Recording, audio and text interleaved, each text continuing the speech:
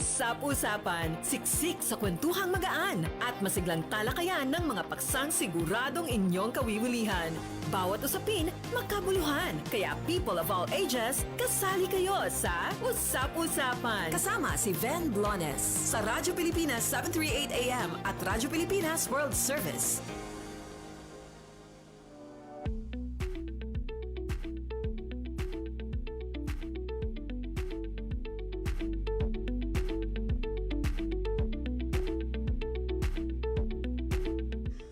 Magandang umaga po sa ating mga tagapakinig. Welcome po muli sa ating programang Usap-Usapan. Ngayon pong araw na ito ng Sabado, magkakasama-sama po tayo hanggang mamayang alas 10 na umaga.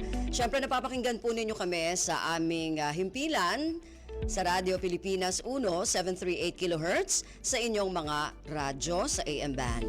Siyempre napapanood din po tayo sa ating FB live streaming ng RP1. Napapakinggan din po tayo sa ating overseas radio, ang Radyo Pilipinas World Service. At napapanood din po tayo sa ating FB page ng RP World Service. Ako po si Ven Blones, samahan po ninyo ako sa kabuuan ng ating programa ngayong araw na ito at pag-uusapan po natin ang isa sa mga sakit na may pinakamarami ngayon dito sa isa sa mga may pinakamaraming sakit ngayon dito sa Pilipinas. Baka hindi lang dito sa Pilipinas, baka sa buong mundo, no? Isa yan sa mga dahilan ng pagkakasakit at pagkamatay din ng iba, no? Dito sa ganitong uri ng sakit. Kaya pag-uusapan po natin ang tungkol sa renal disease at makakasama po natin dyan ang consultant, nephrology consultant mula sa National Kidney and Transplant Institute. At syempre, isa pang problema ngayon yung ating kapaligiran, lalo na yung ating mga kabundukan. So mamaya, pag-uusapan naman natin ang tungkol sa reforestation at iba pang mga activities na kaugnay nito. At syempre, makasama natin mula sa Balagbag Environment Society Incorporated o BESI, si Miss Florence Renz Miliar. Sa kabuuan po yan na ating programa ngayong araw na ito. At syempre sa unang bahagi ay pag-uusapan natin ang tungkol dito sa sakit, no? Na sabi nga natin kanina, isa sa may pinakamarami na meron ngayon.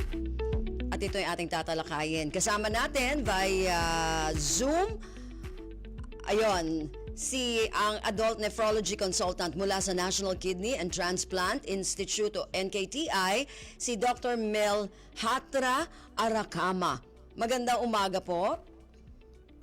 Magandang umaga po, Ma'am Glenn, at saka sa lahat ng nakikinig sa ating lahat po. Salamat po sa pag-iimbita niyo sa amin. Good morning, Dr. Mel. Nabanggit natin kanina, no, dun sa ating pagsisimula na marami na ngayon, isa sa mga nagkakaroon ng sakit. Ngayong mga panahon nito medyo dumadami, no, itong renal disease.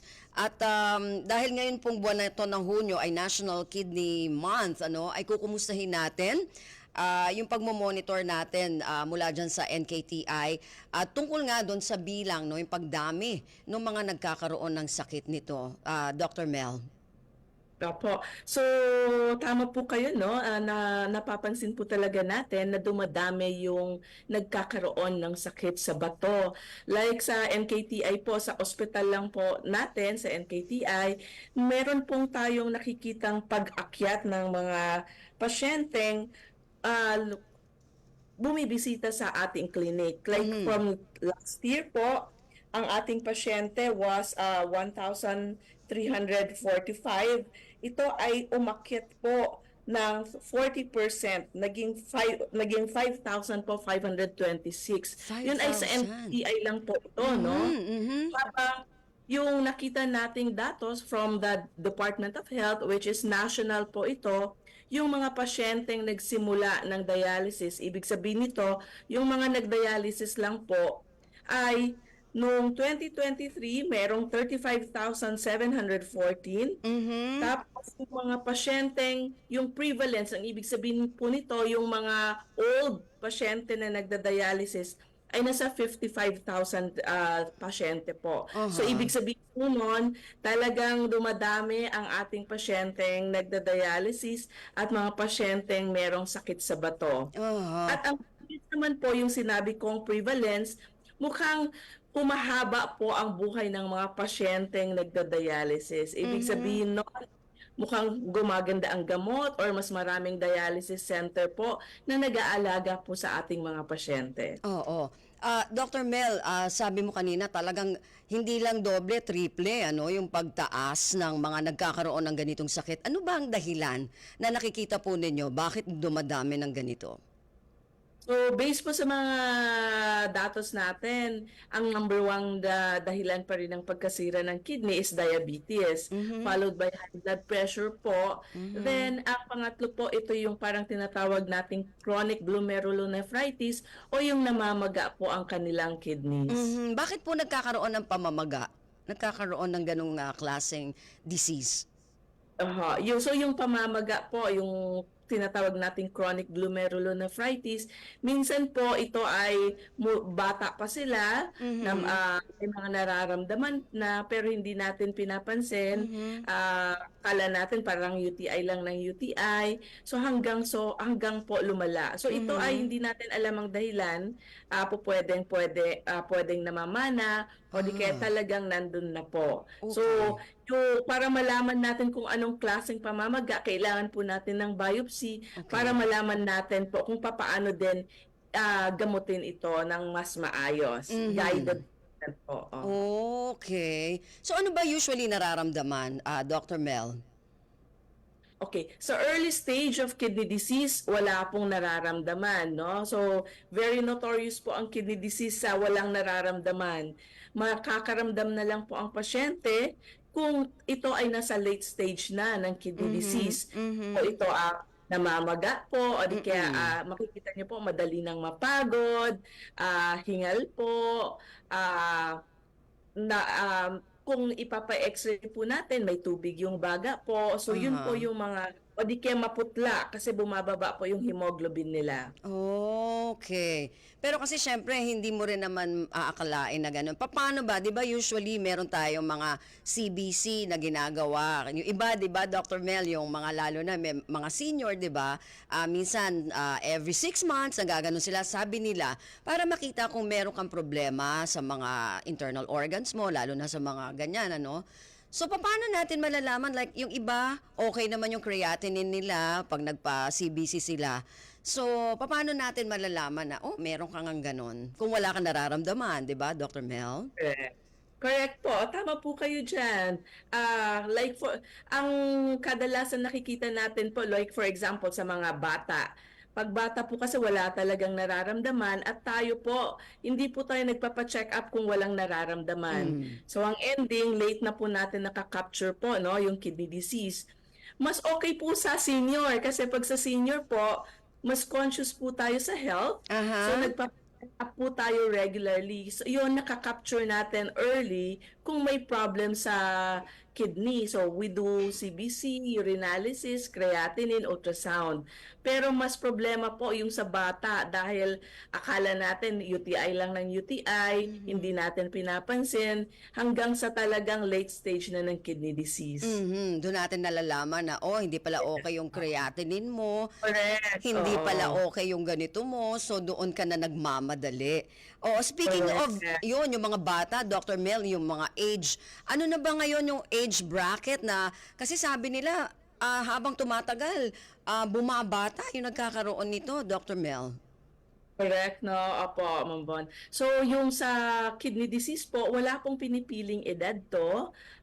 Sa datos ng NKTI, ang kadalasan pa rin po nating nakikita ay nasa 51 to 60 years old.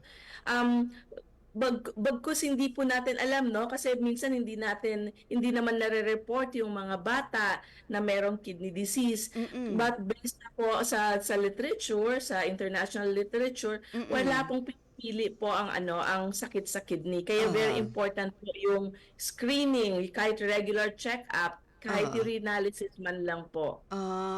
Okay. So dapat mga anong edad kahit na batang-bata pa, yung mga ilang edad ba dapat na maging conscious tayo?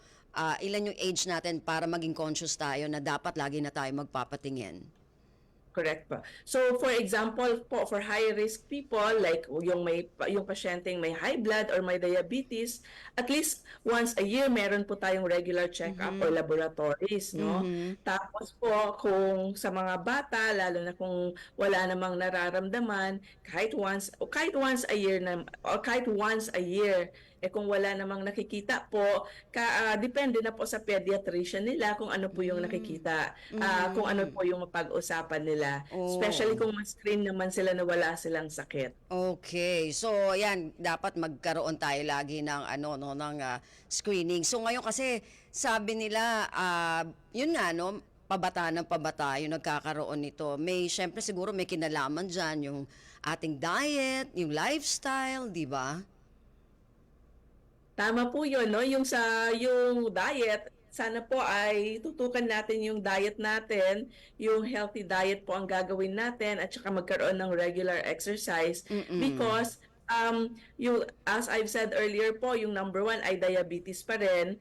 Ano ba ang dahilan? Bakit nagkaka-diabetes? Because of our lifestyle pa din. Yung kinakain natin, yung lifestyle natin, like kung mayroon tayong regular exercise. So very important po yun. Oo.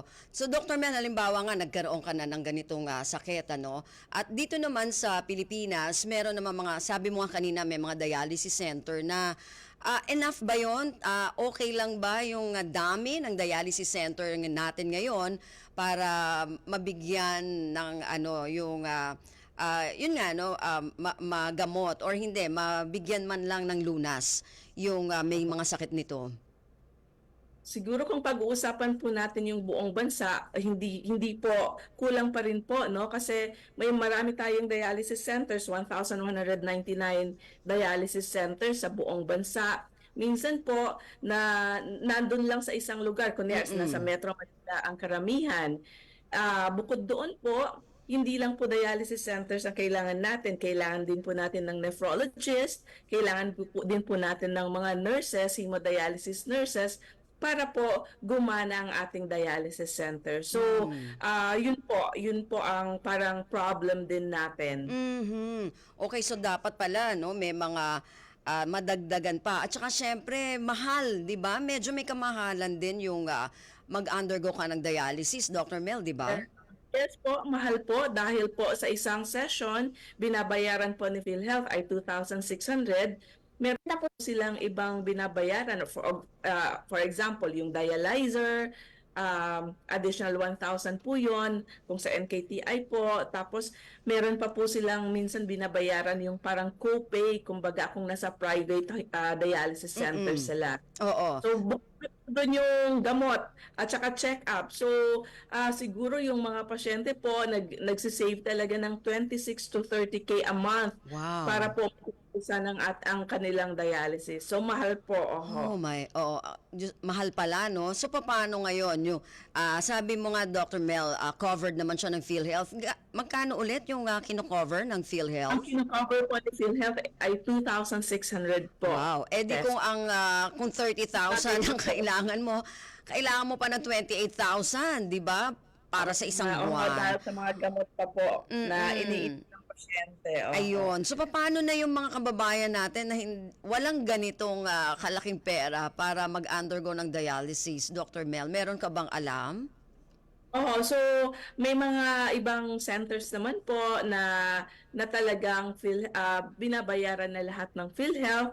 Tapos yung gamot naman po, like meron tayong sa health centers, mga libreng gamot, like mga yung para sa diabetes and para sa high blood pressure po. So meron din po tayong mga pasyente natin pumupunta sa mga congressman natin, senador, para humingi din tulong for financial assistance sa PCSO and malasakit po. So malaking din po ang presence ng mga tumutulong na lawmakers at saka mga ahensya po ng gobyerno natin. Okay, speaking of lawmaker, Dr. Mel, nabasa ko kasi dito na merong isa tayong kongresista, no, si Congressman Marvin Rillo, at hinihimok niya yung mga pampublikong ospital natin na mag-avail ng sinasabing HFEP para ma-upgrade daw yung outpatient hemodialysis units. Ano po ba yon? Tsaka ano po yung masasabi nyo doon, Dr. Mel? I would agree po, no? Magandang panukala po yun ni Congressman Rillo dahil po katulad po sa NKTI, nakaka-avail din po kami ng sari-saring mga kagamitan para sa ospital, care of HFEP po na budget. So, yes po, maganda pong suggestion po ni Congressman. Ano ba yung HFEP, Dr. Mel? I'm not really particular. I don't know the details po, Ma'am Bon, no? So, siguro mas maganda po kung ang Department of Health po ang mag-discuss the details ng ng HFEP po. Kasi sila po yung nagbibigay. Okay. So siguro matatanong natin yan pag si Congressman Rillo naman yung ating makakausap, no? So ngayon, usually sabi nyo nga diabetes at saka yung high blood, no? Yung nagiging dahilan ng pagkakaroon natin ng sakit sa kidney. So paano natin, sa tingin mo, Dr. Mel, mapapanatili natin yung pagkakaroon natin ng malusog na kidney? Yes po, maiiwasan po natin ang ating ang sakit sa bato dahil mahal to. Ayaw natin gumastos for the rest of our lives ng 26 to 30K a month, no? So paano natin iiwasan? Dapat po makontrol natin ang diabetes natin kung tayo ay may diabetes na. Kung may high blood pressure, makontrol natin ang high blood pressure sa pamamagitan ng pag-iinom po ng gamot. Uminom po tayo ng at least 2 liters a day of water. Mag-exercise po regularly, at least 30 minutes at 2 to 3 times a week po. Iwasan po natin ang bisyo, alcohol, paninigarilyo, pati po yung herbal medicines, lalo na kung hindi po sinabi ng mga doktor natin. Pagkaroon po ng regular check-up at magpatingin po sa doktor para po maagapan natin kung meron mang kidney disease na meron tayo. So masama din pala, no, kung hindi sinasabi ng doktor. Kasi nga, sabi nila, pag mga herbal medicine, Dr. Mel, okay lang kasi wala naman siyang, sabi nila, side effect. Kasi natural, ganyan, organic, di ba? Ibig sabihin, hindi rin dapat basta-basta umiinom? Yes po, kaming pong nephrologist, we really don't like taking that herbal medications po, no? Especially po kung hindi natin alam kung ano yung ingredients po ng gamot na yon. Kasi maybe, kunyari po, meron po tayong iniinom na herbal, maybe kung meron po silang idadagdag, yun po ang hindi natin alam, baka yun po ang nagkukos ng kidney disease. So kung hindi po natin alam ang ingredients, we shy away from herbal medications. Matanong ko lang, Dr. Mel. Matanong ko lang, Dr. Mel, ano usually yung maaring ingredients na nakalagay doon sa herbal medicine na yon na sinasabi nila natural naman? Wala po tayong datos na na kung anong particular ingredient ang nakakasira ng kidney, but maybe because wala talaga tayong pag-aaral na ginawa doon.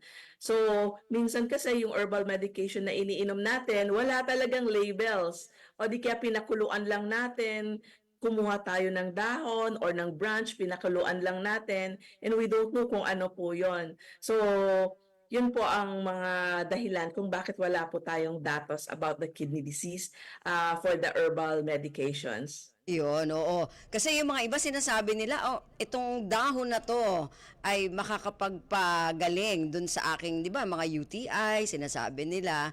Dahil dito naman daw nanggaling din yung gamot, di ba? Bago pa siya naging gamot, ito rin yung mga ingredients niya. So, dapat mag-ingat din pala. Ayun, sige. So, ngayon, Dr. Mel, sabi nga natin ay National Kidney Month, ano? Ano yung mga activities? Meron ba ang National Kidney Institute kaugnay nitong pagse-celebrate natin ng National Kidney Month? Opo, so ang National Kidney and Transplant Institute ay nangunguna po sa National Kidney Month. So nagkaroon po tayo ng programa for the National Kidney Month. Nagkaroon po tayo ng marami po tayong advocacy programs para sa kidney disease. marami rin po tayong inalalayan na mga pasyente for rare kidney disease, mga screening program din para sa mga relatives ng mga may kidney disease para po ma-capture din natin early kung meron din sila.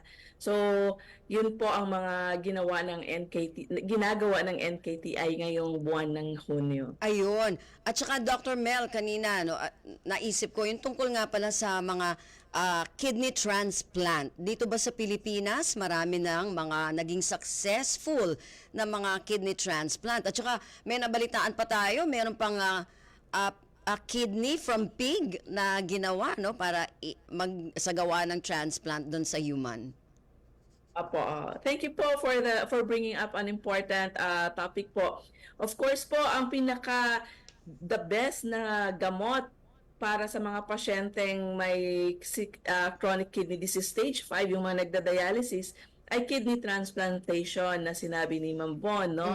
So, sa atin po, matagal na po tayong nagki-kidney transplant. Like last year po, meron po tayong 317 kidney transplant. At ang 1-year patient survival natin, 95%. So, ibig sabihin nun, ang taas-taas po ng survival natin at 1 year, very successful talaga po ang ating kidney transplant program. This is comparable po sa mga international standards also. About pig kidney to human, meron na po tayong nabalitaan sa ibang bansa. Hindi pa po natin ginagawa yon. Tayo human to human pa rin po. Gaano karami po, Dr. Mel, yung sumasailalim sa transplant dito sa Pilipinas? Ilan yung bilang? Ang average po natin sa National Kidney ay nasa 300 per year. Okay, 300 per year. Yes po. So, ano yung... Yung bansa po is nasa 500 per year. Okay. Yung paano yung proseso, Dr. Mel? Kasi 'di ba, maraming proseso 'yan bago talaga tayo magsagawa ng transplant eh. So, sino-sino yung pwedeng maging donor? Paano yung proseso na gagawin para maging successful yung transplant? Opo. So yung proseso po, una po, kailangan po meron po tayong donor para po magbigay ng isa sa mga kidneys nila sa recipient, no? So kailangan po blood type compatible, ibig sabihin nun, i-check po yung blood type nila, kung compatible or hindi. Among donors naman, pwedeng relatives or pwedeng emotionally related or pwede din yung deceased donor. Ibig sabihin ng deceased donor, ito po, for example, may na-aksidente, nag-comatose, at may bilin na gustong i-donate ang organ. So sila po yung tinatawag nating deceased donors. Okay. So kung po tayong mahanap na living donors, pwede po tayong pumila sa NKTI para po sa deceased donors naman. Ayun. So yung mga buhay pa ngayon, like, pwede silang, magsabi na pwede silang maging donor kung sakasakali, ganon. Yes po. For example po, we have this strong advocacy na pag yung organ donation card po, kung sa driver's license po natin, di ba, tinatanong kung gusto nating maging organ donor. So pag tinik natin yun ng yes, so pwede kang maging organ donor unless sasabihin mo sa pamilya mo na nag-iba ng isip mo. And very important to note po na pag nagsabi po tayo ng yes, gusto kong i-donate ang organs ko, dapat po i-share natin sa family members na yun ang kagustuhan natin. Dahil pag tayo ay nandun na parang comatose na, it's the family members who decide po eh. So very important pong alam ng family members or ng significant others po natin ang decision natin to become an organ donor. Okay. Dr. Mel, sabi mo kasi kanina kailangan sinasuggest nyo pagka nandun na sa stage 5 yung disease ay kailangan ng magsagawa ng transplant. So kailan natin malalaman na nandun na tayo dun sa stage na yon? Meron po tayong kino-compute. Ito po yung kidney function po natin. Pag ang kidney function natin ay pag ang pasyente ay diabetic, at ang kidney function ay less than 20, Mhm. pwede na po tayong ang tawag doon, preemptive kidney transplantation. Oh. Ibig sabihin nun, hindi pa siya nagda-dialysis, pwede na po siyang mag-transplant. Okay, okay. So, ganun dapat. Pakiulit, Dr. Mel, pag 20% na lang Pag 20% na lang po ang function ng ang kidney function. at ang pasyente ay diabetic, pwede na po mag-work up, Oh. magsimula ng proseso ng kidney transplantation. Gaano katagal yung ng proseso? Buwan ba 'yon? Taon? Ay naku, mabilis lang po, Ma'am Bon. Oh. Pinakamabilis po ay ipagpalagay na natin 2 months po pwede. Kung tuloy-tuloy po kung tuloy-tuloy po tayo magpapa-work up for kidney transplant, within 2 months po ay pwede na po nating mapagawa ang kidney transplantation. Okay. So, mabilis lang din pala. Okay. Yes po. Oo, nako, sige. Ang inaalala ko lang kasi, Dr. Mel, yung may mga pambayad, okay. So, yung mga walang pambayad, paano yun? Sabi mo nga, meron naman tayo mga dialysis center, pero parang kulang na kulang din. May mga pwede pa ba silang gawin bukod dun sa coverage ng PhilHealth? Pambayad po for the kidney transplantation or Dun for sa the dialysis. sa dialysis, marami po, like marami pong ginagawang strategies, like for example, iba-ibang LGUs. Meron silang, kunyari, may kailangang bayaran sa dialysis center, meron po silang pinupuntahan, kunyari DSWD, para yung kailangan nilang bayaran sa dialysis center ay care of DSWD or care of guarantee letters.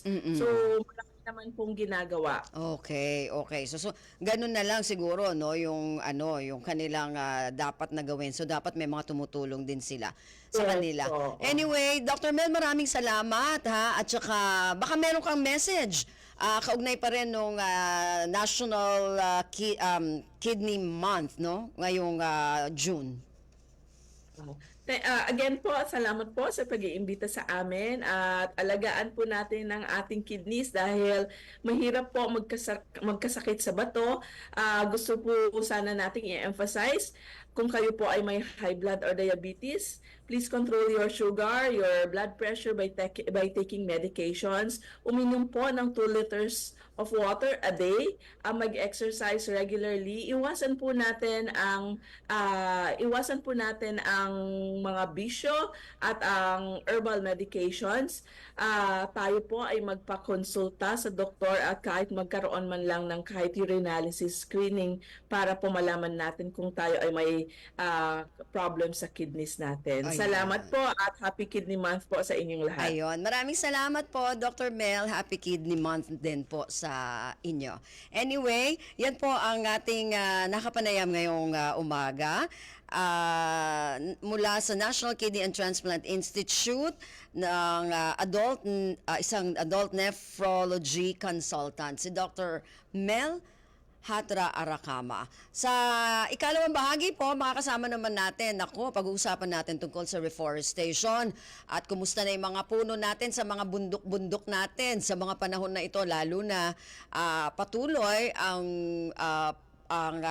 kumbaga yung ating pag-init, 'di ba? Dito sa ating bansa, baka hindi lang sa ating bansa, baka sa buong mundo dahil sa climate change. So makasama natin diyan sa ikalawang bahagi po sa pagbabalik ng ating programa Usap-Usapan. Sa paghahatid ng impormasyon, siguradong malaman at kapaki-pakinabang. Paano ba nakakaapekto ang social media sa parenting? Sinabi nating heart failure, hindi na maayos mag-pump. Prenuptial agreement. Ano ho itong kasunduang ito? Bakit mahalaga ito? Magaan na talakayan ng mga paksang hindi araw-araw napapag-usapan. Tampok natin ang isang uri ng sining na kung saan binibigyang buhay ang mga lumang litrato. Ito po ang inyong programa sa Lam Radio kung saan pag-uusapan natin ang iba't ibang mga talakayan, balita at mga impormasyon. Radyo Pilipinas, 7:38 AM. Sa balita at impormasyon, tapat sa pag-uulat. Good news! Ang inyong pinagkakatiwalaang Radyo Pilipinas nasa TV na.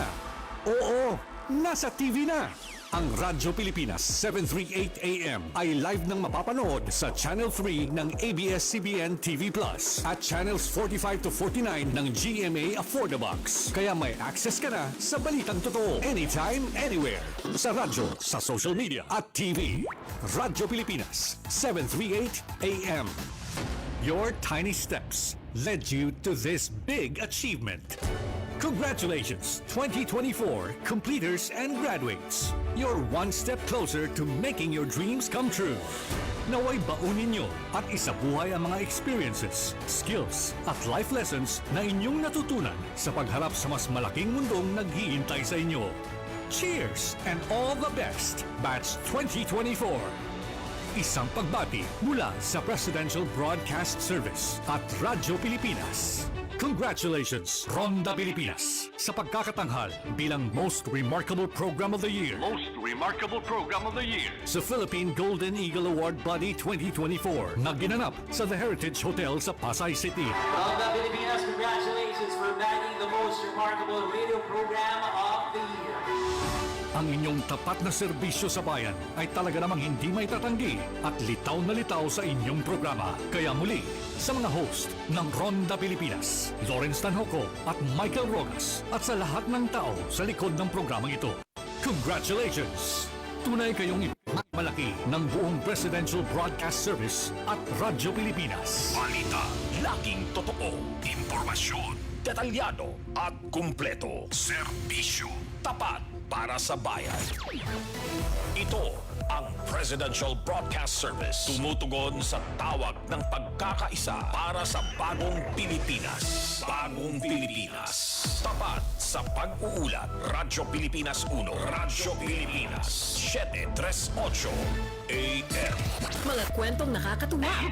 Mga usaping kapupulutan ng aral. Usap-usapan. Kasama si Ben Blones sa Radyo Pilipinas 738 AM at Radyo Pilipinas World Service.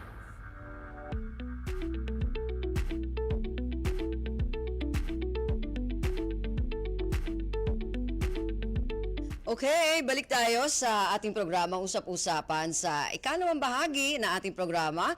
Makakasama natin mula sa Balagbag Environment Society Incorporated o BESI via Zoom. Okay. Parang Beshi ang dating, ano? Okay. So, mula sa BESI, ang kanilang treasurer, si Miss Florence Renz Milyar. Ayun, Ma'am Renz, magandang umaga po. Magandang isang makakalikasang pagbati po sa lahat at sa lahat ng televiewers at sa inyong listener. Okay. Thank you, Ma'am Pen, for having me here. Ayun, okay. O kasi nabalitaan namin, Ma'am Renz, na meron pala kayong ginagawa na tree planting activity dyan sa may lugar ng Mount Balagbag. Ano po ba ito, Ma'am Renz? Yes po, nag-open na po yung tree planting natin noong actually nagsagawa ng mass tree planting last June 9. Dinaluhan po to ng iba't ibang grupo at mga individual. Mm-hmm. So gaano karami po yung mga sumali dito sa tree planting na ito, Ma'am Renz? Ma'am Ben, actually nagulat po talaga kami kasi hindi namin talaga ini-expect na ganun karami yung tutugon dun sa panawagan natin. Mm-hmm. Yung isang grupo po nasa 70 plus at yung individual nasa 30. Yes, ma'am. Okay. Kulang-kulang 100 po. Oh, so sabihin na natin wag kulang-kulang almost 100 siguro yung naging part, no? So ano yung mga naging programa, mga activities natin dyan sa ginawa nyo na yan, Ma'am Renz? Yun pong ating programa, aside po dun sa tree planting, nag-conduct din po tayo ng mga bagong member, yung mga gustong sumali. Okay. Actually, yung tema po ng ating tree planting is a war on deforestation. Oh, war on deforestation. Yes. Okay. So, gaano karami ba yung dapat na, by the way, bakit tayo nagsagawa? Talagang malaki ba ang problema ng kawalan ng puno dyan sa Mount Balagbag? At saka bakit natin kailangan na lagyan ng maraming puno dyan? Yes, ma'am. Ang laki po ng problema ng Mount Balagbag since nasako po ito ng Ipo Watershed. Mm-mm. Kalbo na po yung Mount Balagbag. So, kailangan po talaga nating taniman para pagka dumating yung tag-ulan, hindi po masyadong bumaba yung mga lupa Okay. sa kabahayan. Okay. Oo, kasi para hindi magkaroon ng pag-agos ng lupa dun sa mga kabahayan, kailangan syempre may mga nakatanim na mga puno kasi siya yung parang sumisip-sip, tama ba, ng mga tubig Yes po, yes. para mapigilan yung pagbaha? Yes po. Tama po, ma'am. Okay, so dapat na pangalagaan natin din kasi malapit ito dun sa Ipo Watershed. Ano ba ang ginagawa ng Ipo Watershed? Ma'am, ang Ipo Watershed po, malaki po yung part neto sa pagsusuklay ng tubig. Kasi from Angat Dam, dumadaan ng Ipo Dam, and then Ipo Dam siya po yung nagsusuklay sa Lamesa Dam. Yun pong ating mga tubig from faucet natin nang gagaling po sa Ipo Dam. So, malaki po yung ginagampanan ng Ipo Watershed. Okay, so ngayon, sabi mo kanina, kailangan natin na magtanim, ano?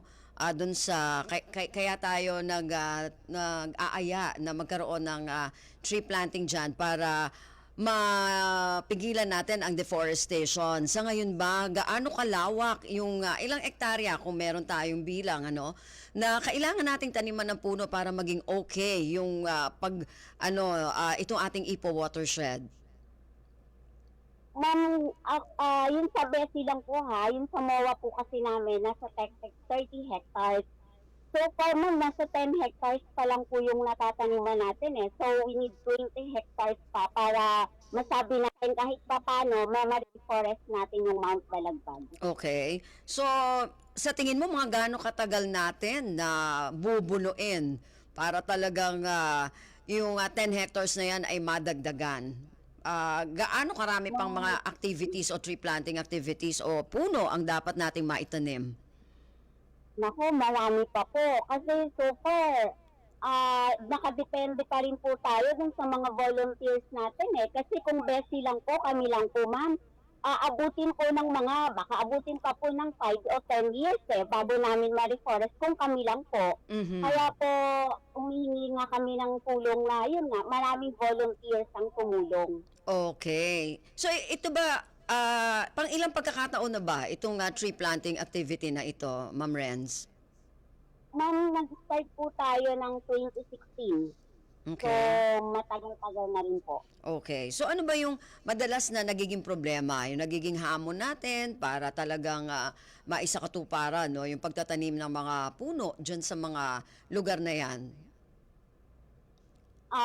Una po kasi, ang akala po kasi ng iba, pagka nag-tree planting o naitanim, okay na.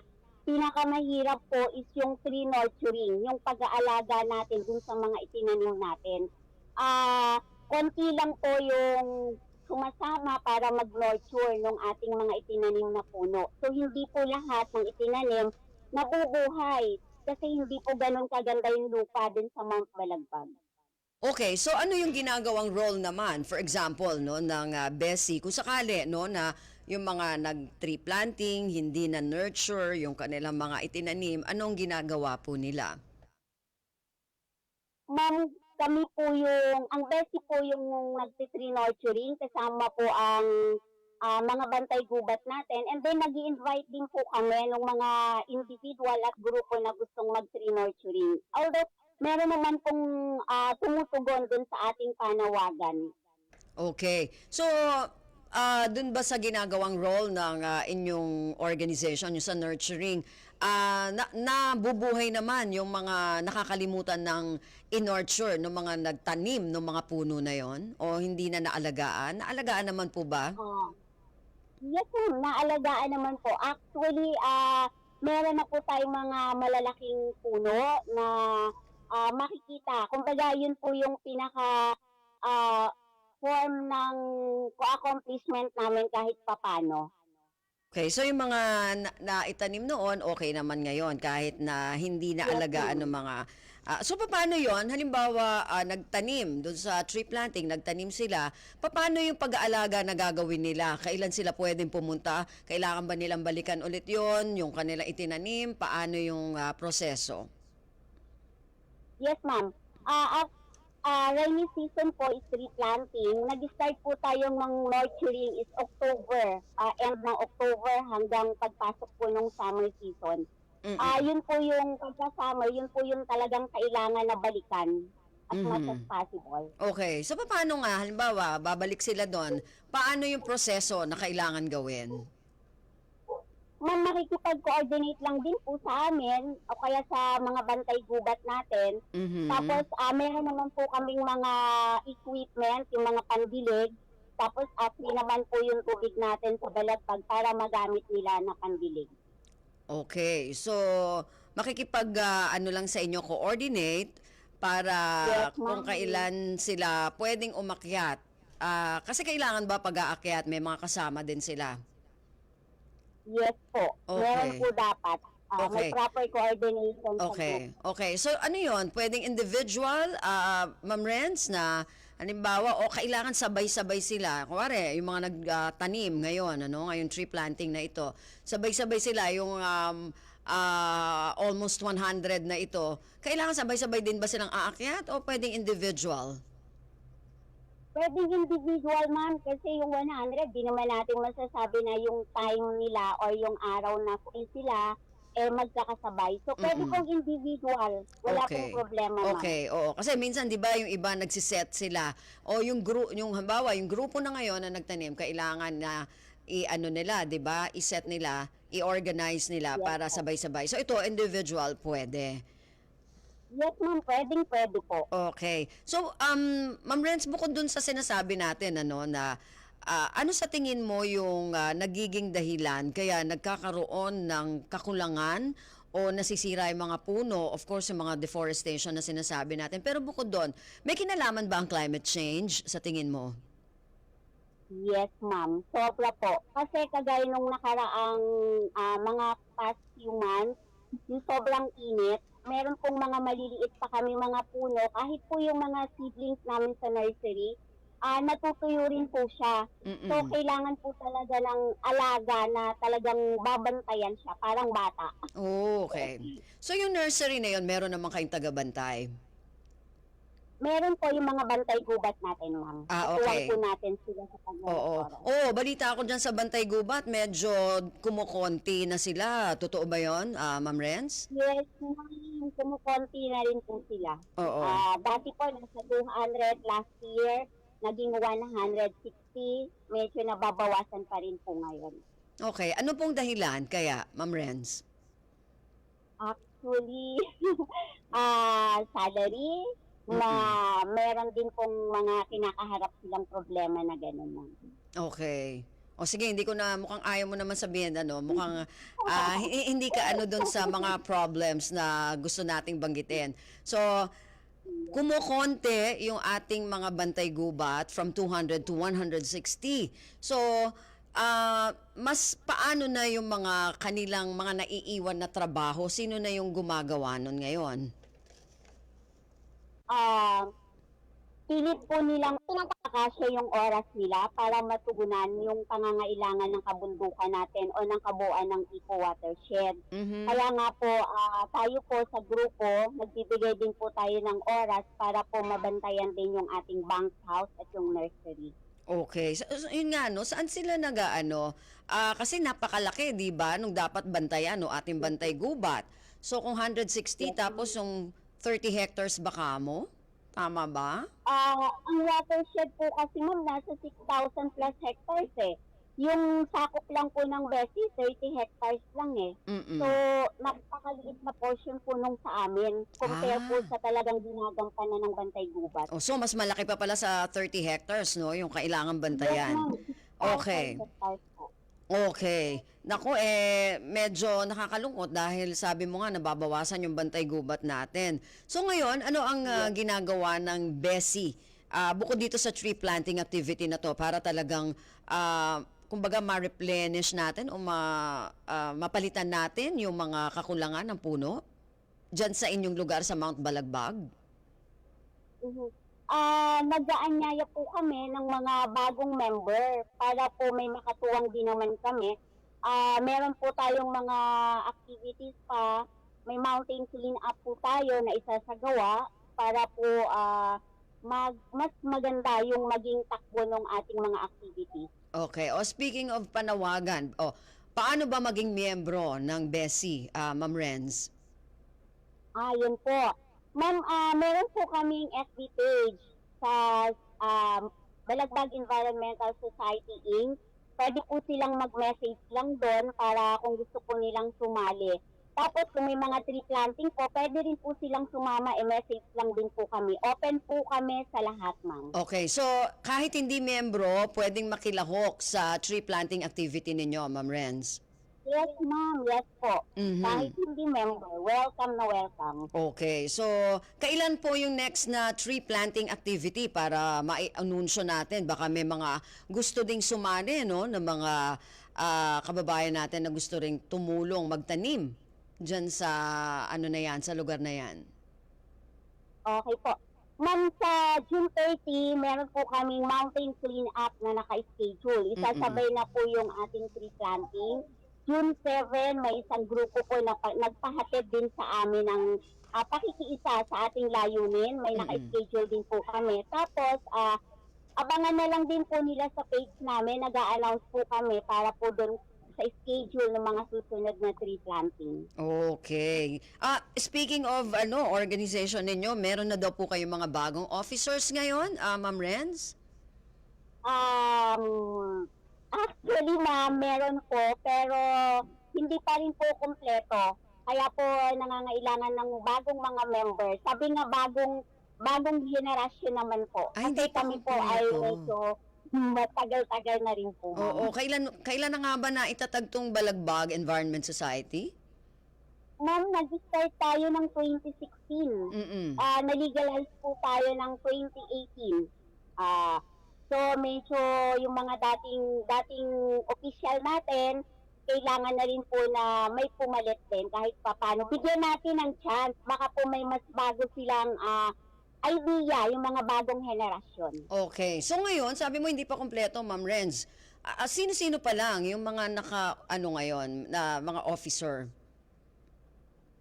Yun pong ating president po kasi, ma'am, yung pinalitan po, medyo nabakante po yung position natin ngayon ng president at saka vice president. Okay. So, ang tumatayo po natin ngayon is si Attorney Jeffrey Reyes po. Attorney Jeff. Si Attorney Jeff. Oo. Yes. Siya Yes, ang ma'am. ating president ngayon. Siya po yung tumatayong president Okay. natin at spokesperson. Ayun. So wala pa yung vice president natin.